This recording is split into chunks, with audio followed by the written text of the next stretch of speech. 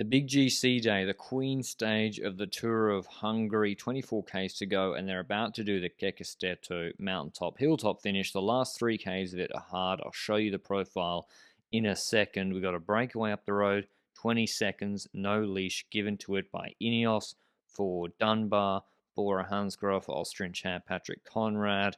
Astana are going for Battistella, Trek for Antonio Tiberi. So whilst there were some late flyers, nailed on GC day. The only GC day, we've had 4 sprints before this. And in the run into the finish, the only real thing of note or weird thing was Dunbar, I think it was, for INEOS, just riding in front of the YOLO rider. And you see the INEOS riders are riding in the same direction as the YOLO guy, and Dunbar just straight up chops him. And the poor Jumbo guys are having a rough week with the crashes again. They can't avoid that one. Jakobsen will lose the leader's jersey. He's won 2 sprints here, although he lost yesterday. And it's not much happening for the start of this climb. And there's a reason for that, even though Adria paced, because you look at the profile.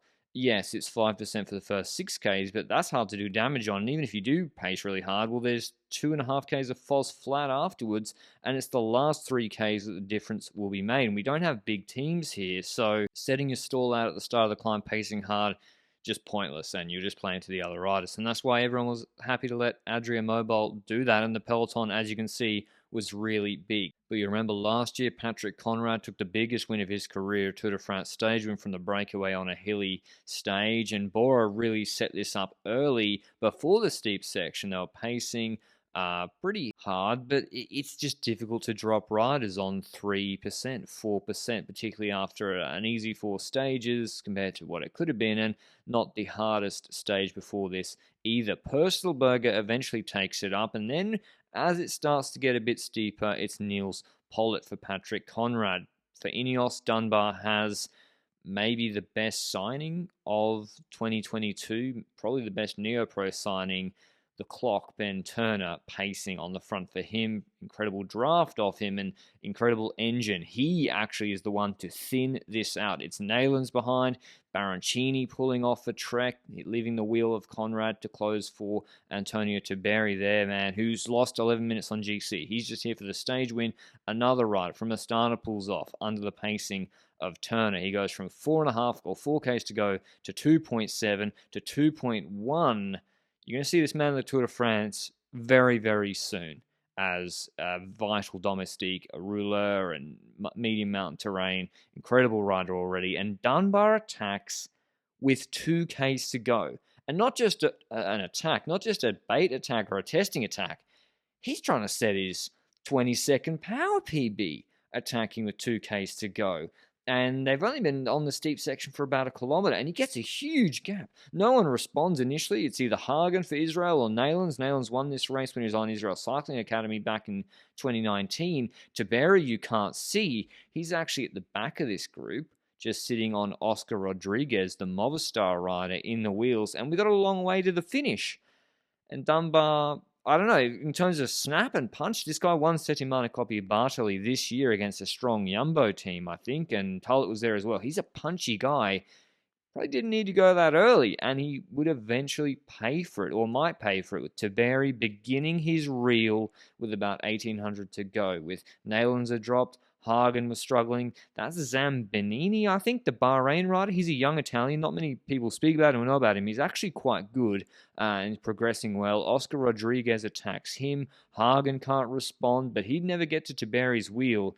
Tiberi was just slowly, he's a time trialist. Really good TT rider in, I think, juniors or U23s. Tiberi, again, him and Baroncini, even though Baroncini's the one that won the U23 World Champs last year, like, they got some good young Italians over at Trek, and you can see the wind. I don't know if it was a headwind, but it looked like in that section it was, the way the leaves were blowing in Dunbar's face. But even if he had gone a bit early, this is a good gap. He's about to go into the 200 meters to go banner. It's not 15%, and he's got at least 5 seconds on Tiberi, and he's not exactly blowing up completely, but Tiberi just reels him back in. 100 to go.